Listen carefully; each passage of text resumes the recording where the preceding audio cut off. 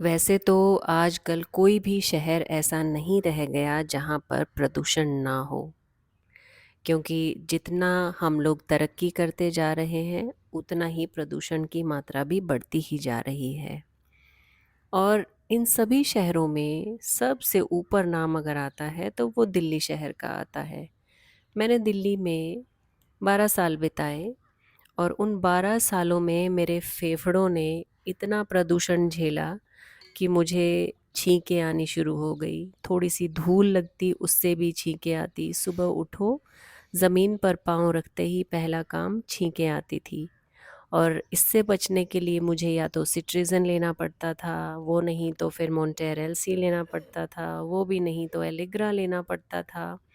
क्योंकि यही 2-4 चीज़ें हैं जिनसे आप अपना बचाव कर पाते थे। वहाँ पर अगर आप योगा भी करेंगे तो हवा तो वही है, उससे वहाँ पर कोई फ़ायदा होगा ही नहीं।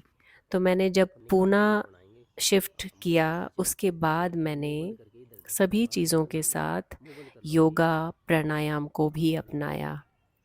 अब मेरे दिन की शुरुआत प्राणायाम से ही होती है और जिस दिन छुट्टी होती है उस दिन मैं जल नेति और सूत्र नेति भी करती हूँ। मैं ये अपने इंस्ट्रक्टर के गाइडेंस में करती हूँ। अगर आप अच्छी तरह सीख लेते हो तो आप इंडिपेंडेंटली भी कर पाते हो। फिर थोड़ी देर के लिए अपने नेवल में गाय का घी डालकर सूरज की किरणों के नीचे भी मैं लेटती हूँ। इससे विटामिन डी की आपको प्राप्ति होती है और ये बहुत अच्छी क्रिया है। आप सुबह की धूप के नीचे अगर आप ऐसा करते हो तो बहुत फ़ायदेमंद होता है। फिर वही घी आप अपने चेहरे पर भी मालिश कर सकते हो, इससे आपकी खूबसूरती भी बढ़ती है, चेहरे पर रिंकल्स कम आते हैं। ये किसी भी सनस्क्रीन से बेहतर है। उसके बाद मैंने यहाँ आकर जो सबसे अच्छी चीज़ है शंख बजाना वो सीखा। शंख बजाना भी कोई आसान काम नहीं है। इसके लिए आपके फेफड़ों में बहुत जान होनी चाहिए।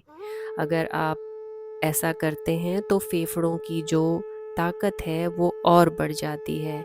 तो ये मीडियम साइज़ का शंख है। बड़े वाले शंख में थोड़ी-सी जान कम लगती है, इसमें बहुत ज़्यादा लगती है।